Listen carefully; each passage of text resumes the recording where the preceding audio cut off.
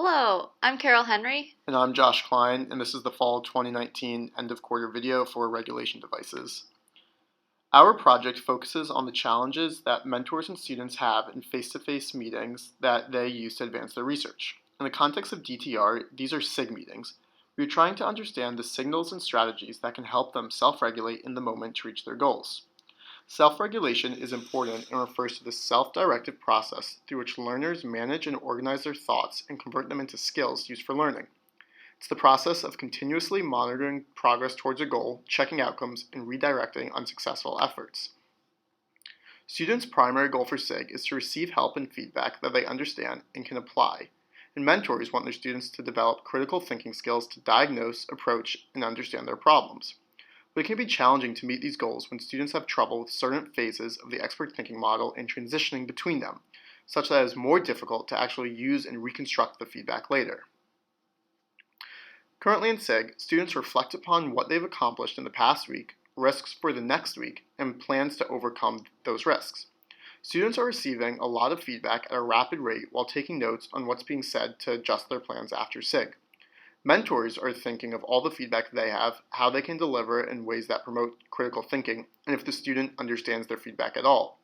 This creates a situation where mentors have difficulty knowing a student's understanding during SIG, and where students can think more critically about the feedback after SIG to evaluate their understanding. So, we created a prototype to help students think critically during SIG by having prompts appear in the students' notes such that they can quickly assess how well they understand the what, why, and how of their mentor's feedback, so that they can bring up any confusion to their mentors in the moment during the meeting. So why isn't this easy? First, regulation involves an understanding of one's internal state, which is hard to measure with our current technology.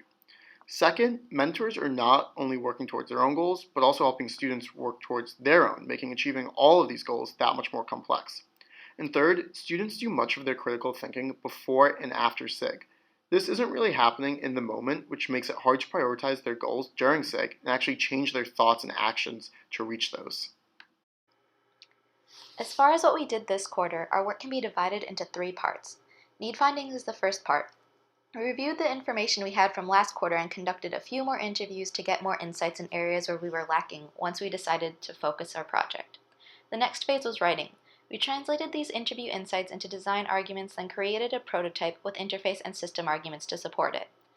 The final phase was testing. We tested this new prototype to see if our arguments held true, and then made another prototype based on the results of the first. Our need finding for this quarter can be broken down into 2 parts, the first part being interviews. At the beginning of the quarter, we spoke to new students to get their perspective of SIG and reviewed past quarter's findings. Once we focused on a single outcome and blocker using this information, we conducted a few more interviews to get further insights on what was causing students to be unaware of how their understanding applies to the expert thinking model. We used our status update to learn more about what parts of the expert thinking model students struggle most with, and what parts mentors perceive students to be struggling the most with. It seems like going between practical and conceptual solutions and problems seems to be where students struggle the most based off of our findings. Our design arguments can tell you a lot more about what exactly the insights were from our need finding. Students want to leave SIG understanding why they have to work on certain stories and how to do them, but they are unable to do so because they don't realize any misunderstandings or confusions in the moment, so they can't clarify these gaps in their understanding. These gaps are present because they're unaware of how their understanding fits or does not fit into the expert thinking model, since they don't think about that model during SIG. To prevent this, our prototype will prompt students to consider the expert thinking model so they can evaluate their understanding of the mentor's feedback and identify any confusion they can bring up. Next, we worked on our interface arguments for our prompt-based prototypes. Using this prototype, students will be able to evaluate their understanding of task-related feedback and clarify confusion they have during SIG so that they will be able to work efficiently afterwards. They will be able to do this by using prompts that will help scaffold their thinking during the meeting, helping to translate conceptual ideas into practical ones and vice versa. While this thinking does put an additional mental burden on the student to understand and possibly form a question, the categorization, amount, and phrasing of questions aims to minimize that burden. Additionally, students may ignore the prompts, which is why we put them in charge of triggering when they occur. The next step was to develop system arguments for why students would read the prompts at all. This is important because they must do so in order to use them as a tool to evaluate their understanding. Some students may be overwhelmed and choose to disengage if there are a lot of prompts, so the student is in control of triggering 2 prompts at a time and has the power to close them. We also tried to reduce repetition by categorizing prompts, as we anticipated that students would begin ignoring them if they were given the same 2 prompts again and again. Finally, speed was important. Students prefer looking at their mentors during SIG to hold a conversation rather than at their notes. So, prompts need to appear as soon as they are triggered to minimize the time students spend looking at their notes. Here are a few examples of the prompts that would appear in students' notes. As mentioned earlier, one trigger would cause 2 prompts to show up, which is why you see the pairings of questions here. Prompts are broken down into 3 categories such that they can be more specific for a certain problem, but still general enough to be used again. These try to force students to think more conceptually if given a practical to-do, or more practically given a conceptual to-do. Now these 2 images give you insight on how we tested the prototype during a few SIG meetings. There were 2 roles used in the testing, the controller and observer, the controller being on the left-hand side. So this person had 2 windows up on their laptop. In one window, the student was on a shared Google Doc, and this is where the student would take notes for SIG. In the controller's second window, they had a Google Slide document with the prompts. This 2-window setup allowed the controller to easily copy and paste the prompts from the Google Slides prompt bank into the students' notes in the Google Doc whenever they typed "to do" in their notes. The observer, shown in the right-hand image, took notes on what was happening during SIG. They're particularly interested in questions raised by the student, those raised by the mentor, and also made note of their own curiosities to bring up during a post-test interview with the student. The main goal of our study was to see that the prompts aren't a burden to note-taking and help students think through the expert thinking model during SIG. To test this, we came up with a couple hypotheses that we thought should happen during SIG using our prototype. We then checked these outcomes by annotating our observations during SIG, such as the balance of note-taking and dealing with prompts and keeping the conversation going, as well as what questions the students and mentors were asking. We also conducted post-SIG interviews with the students to understand what they were thinking and why they either used or did not use a prompt.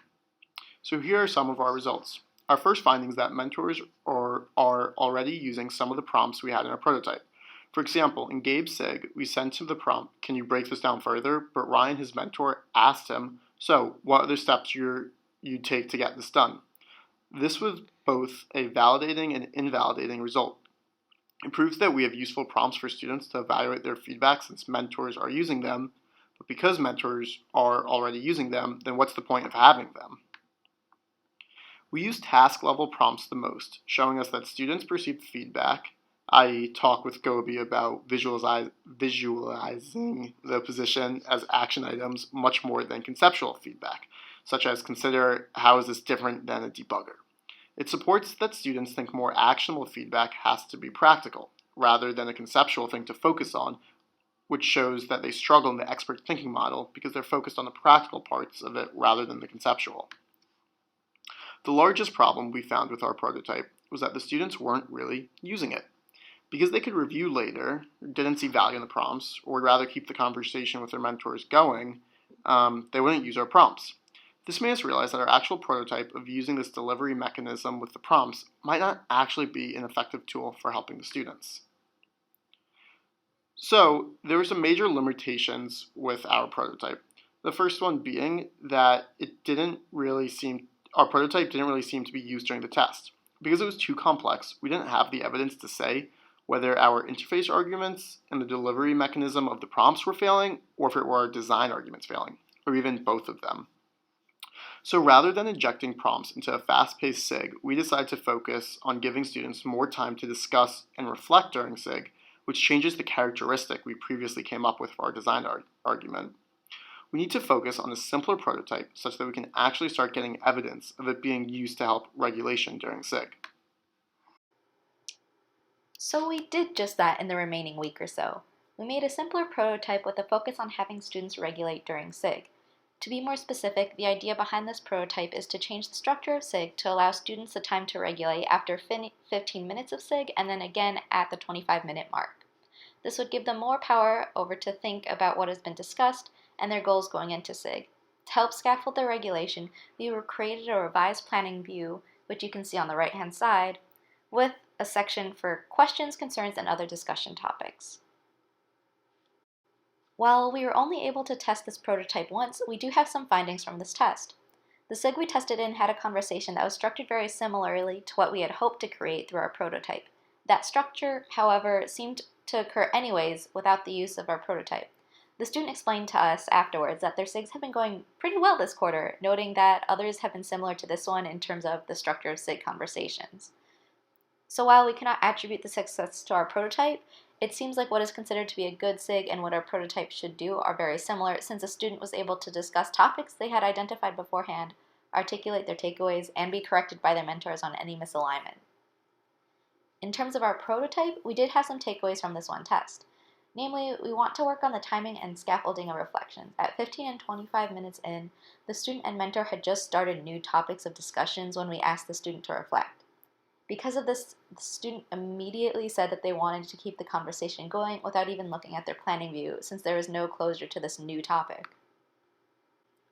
Through need finding, writing arguments, and prototyping, we have some major takeaways from this quarter, but the largest of which is that we're now understanding the value of our project. Although it's scoped to SIG, which is a specific meeting to DTR, the value of our project is in learning why it's difficult for people to regulate in the moment and how we can get them to do it. In terms of SIG, students use the meeting time to store as much feedback from the mentors as they can. It is only afterwards, when they review the meeting, this is when they think critically and discover any confusion or knowledge gaps. We want regulation to occur during SIG, so students can realize their confusion then and act on it to get the feedback they need.